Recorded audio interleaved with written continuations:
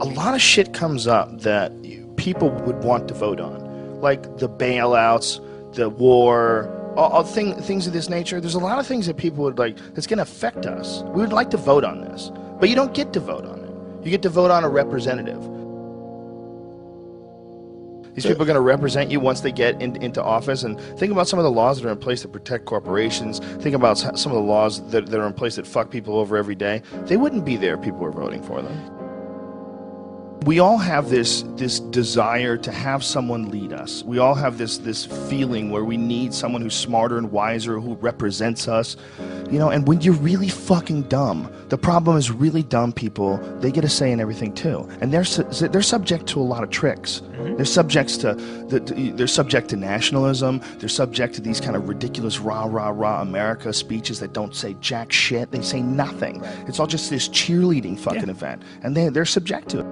They can't help it. They're dumb. They don't know they're being bullshitted. They grew up around dumb people. They go to work with dumb people. There's no one in their family that's interesting or asks any questions at all. And they just get sucked right into it, man. This society is so greedy, we're willing to go to war. We're willing to go places and send these big metal machines that kill people and fuck people up just so we can make more money. And the way our society is set up, I mean, I've heard it argued, and argued successfully, that our society runs on war. You know, it runs on the domination of the other parts of the world. And literally, that's the only way you can control a gigantic chunk of the globe. You have to keep everybody down, you know, and that's what our society is based on. We can't be fighting over each other because, you know, this guy's like 1 million people die in Iraq, and everybody goes, hey, as long as it doesn't happen over here. But it is, right. That is over here. It's just over here, over there. It's the same thing. It's some people you don't know that were born somewhere else who fucking got jacked. You get trapped in that whole idea of, you know, this is my team, these are my people, and, you know, someone fucking plays a country music song and throws up a flag, and I'm in. Fuck it. It feels good. Feels good to be in, right? Feels good to be, God bless America. Feels good. Singing around with a bunch of other people and you're all drinking. We're the fucking baddest motherfuckers on the planet. Woo! And that's how people get recruited. It's a clusterfuck, man. These poor fucking kids, man. Could you imagine being 18, 19, being talked into doing this shit for a bunch of bloodthirsty motherfuckers who just are trying to get whatever they're trying to get over there, whatever the fuck it is, whether it's lithium, you know, minerals in the mountains that they use to make cell phones, whether it's 90% plus of the world's opium supply, 90 fucking percent. That is a multi-billion-dollar business. And if you think these fucking industrialist cocksuckers that are running the world are going to leave that money behind, you're fucking crazy. Dude, they've got United States Army troops guarding Poppy Field. There's fucking so much heroin there. I mean, it's incredible. The fucking brother of the president of Afghanistan, his brother was selling heroin and getting paid by the CIA. I mean, god damn it. Heroin is absolutely addictive, okay? People who try heroin get hooked. Heroin is everywhere, okay? So you need to sell it. Someone's selling it. Who's selling it? I don't know, but 90% of it comes from this one place where we have to be to save our freedom. You can't criticize it. Because if you criticize it, you're a shithead. You don't appreciate the troops and what they're doing for you. And that's not the case at all. I just don't like the idea of these fucking people leading us in any direction where you need to sacrifice your life. Well, I don't believe it. I don't believe them. When there's been so many fucking lies. I mean, the more you look it up, the more, I mean, you go into any of the stories on the weapons of mass destruction before we invaded and compare them to what we actually know that they really knew when they said that. It's like they did it on purpose. They wanted to get in there for whatever fucking reason. And if it's some crazy, the world is going to end if we don't stop this, but we can't tell you shit, like, I would love to believe you. I would love to believe that the reason why you're not telling us exactly what the fuck is going on is because you're really protecting us from some insanely evil thing that if we knew about it, society would collapse. But our strong, brave, powerful leaders are going to guide us without our knowledge. I would love to believe you. If you weren't all full of shit. We're going to have to step back and look at it all in a different way. And I don't think you're going to get that from just voting for president and dealing with all this nonsense that we have right now with the the two-party system.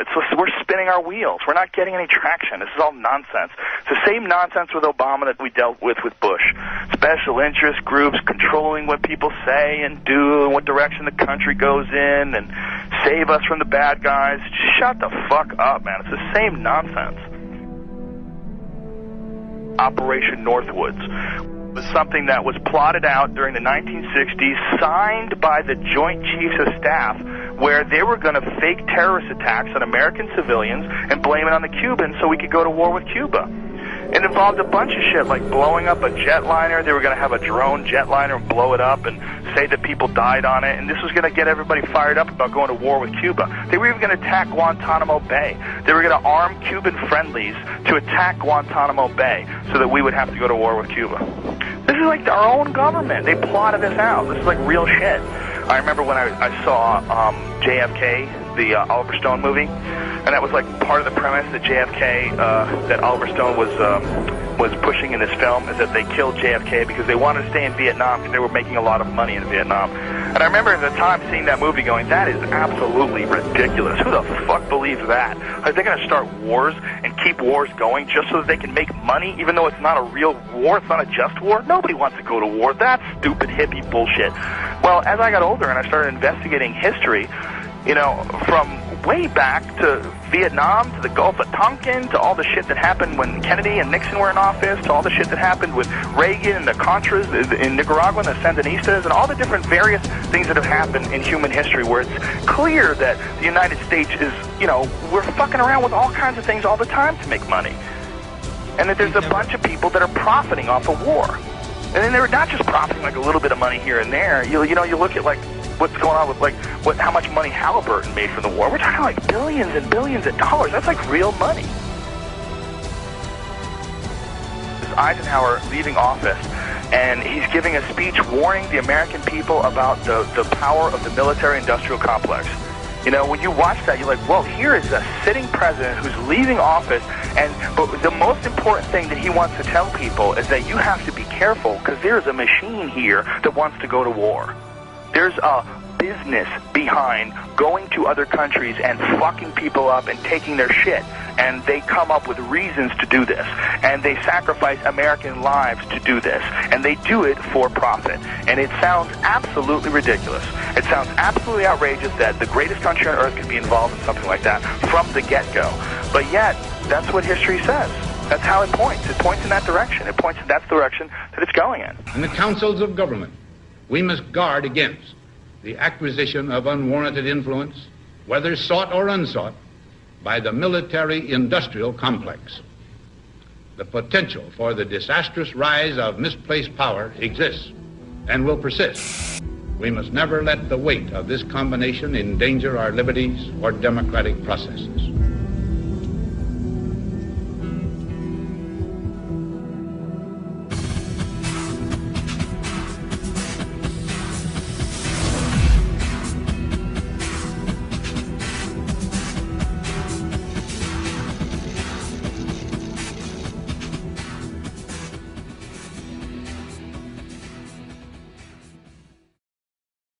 Tower 7 disturbs me the most. That Tower 7 just went whoosh, just like a controlled demolition.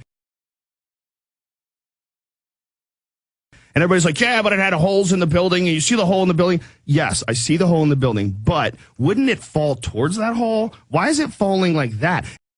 That doesn't make sense to me with Tower 7. The way Tower 7 fell, it just kinked in the middle and fell down free fall speed. Almost. I mean, everybody they'll nitpick at you. Oh, it was 1/10 of a second slower than free fall. Even if it was just close to free fall, that's crazy. There was no resistance. It just gave up. Why wouldn't it wiggle and collapse towards where it got jacked? It just seems like a controlled demolition. That bothers me.